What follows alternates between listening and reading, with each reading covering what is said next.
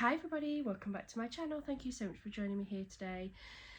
As you may be able to tell, I have ended up with a cold. I have been away with work for a few days, so I'm playing catch up both on my videos and on my new book openings. So for the next I'm going to try and bulk record quite a few today. So the next few videos will have me wearing the same clothes. I'm not sorry.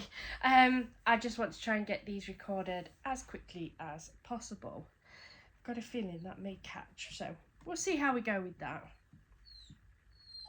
And again, apologies if you can hear the dog. I am on my own and she's being a little bit squeaky. I think I'm going to hold this to save me from catching it. So this first video that I'm going to record, I have been buying books off of Amazon again. They had some more bargain hardbacks. All of these hardbacks that I'm going to show you, I think they were all definitely less than £5.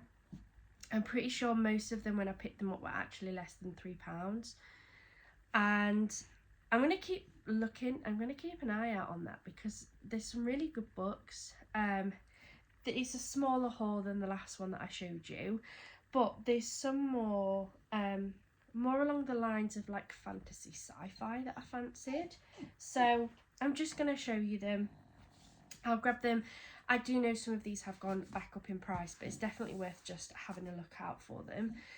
So the first one in my pile is this one. It's called The Deception of Harriet Fleet by Helen Scarlett. I've not heard of this author or this book, but it was in the bargain section.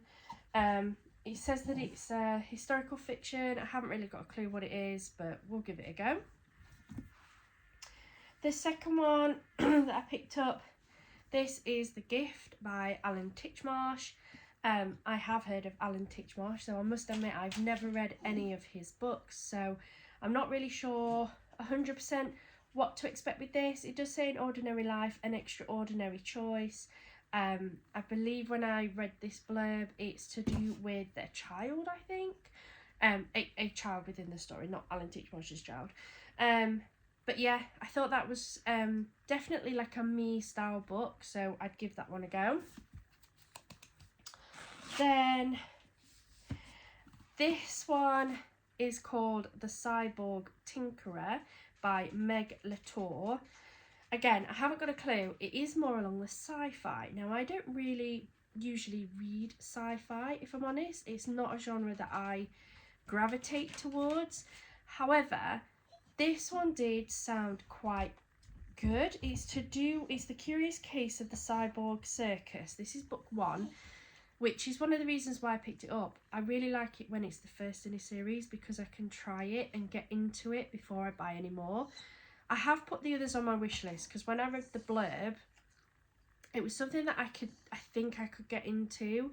It's, if I remember rightly, it's about somebody and she ends up joining the cyborg circus. She was going to become a cyborg, but there are new rules that mean that cyborgs can't be created anymore unless you do it backhandedly, I guess. So we're going to give it a go. This might be one of the very first sci-fi style books that I get into. For a couple of £, I thought, why not? It's not a lot of money. And, you know, if I don't like it, I can just chuck it onto my Vinted. Then this one is Beyond the Veil by Nikki Searsby. This is a part of the Flanagan Files. This is the first one. I really liked the sound of this, and they do have a second book, and it is on offer. It's not as cheap as this. I think it was £5.20, so I've put it to my basket because I want to give this a go first before I buy anything else. But this one says, when David Mallory confesses to murder, no one assumes the body is 200 years old. Clinical psychologist Newton Flanagan is subsequently drawn into a sinister path, unravelling a series of murders spanning 2 centuries. David is hiding secrets of death and betrayal, triggering a journey that could be Newton's last. Told from the protagonist and the antagonist viewpoints, Beyond the Veil uncovers the mind of a deranged serial killer that has seemingly existed throughout history. Can Newton save David? And can he save himself? So I'm going to see what that one's like. It does say it's a very suspenseful read. When even death isn't enough to stop a killer. So we have that one. Then this one, I picked this one up purely because this is my type of cover.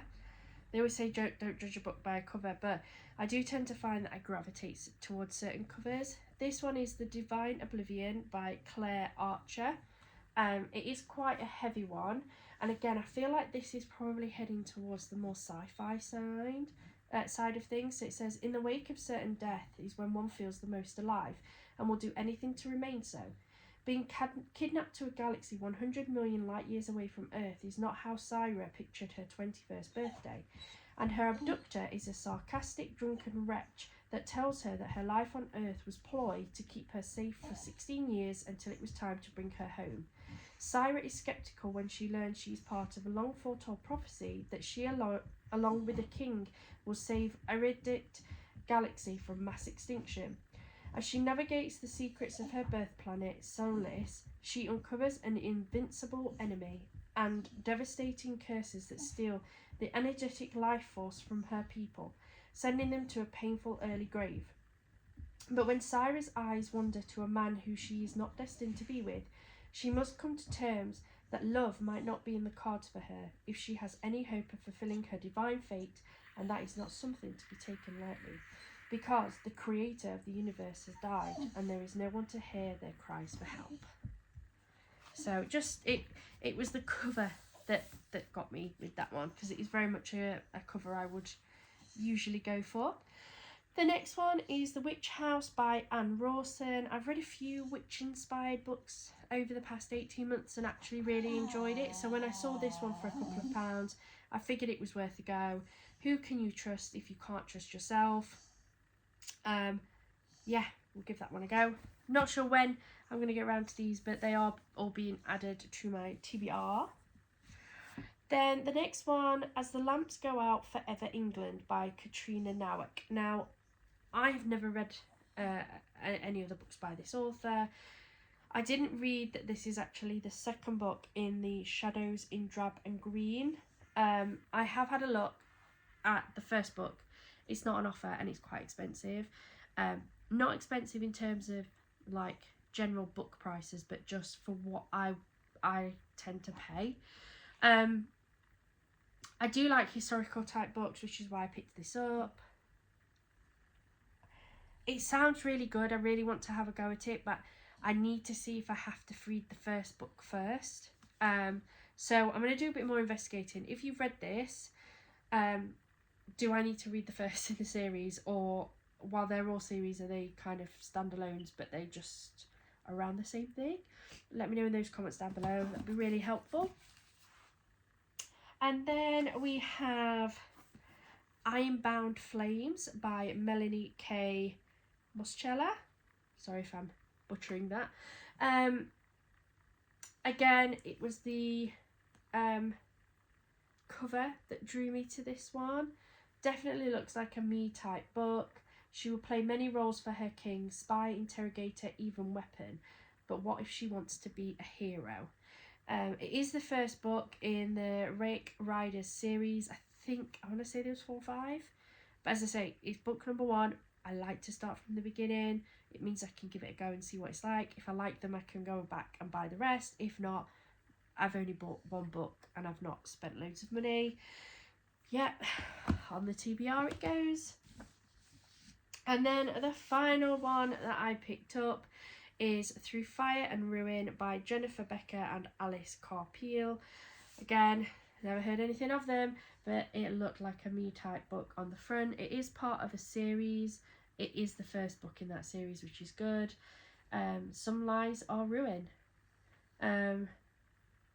Yeah, it just, I don't know, it's quite a chunk.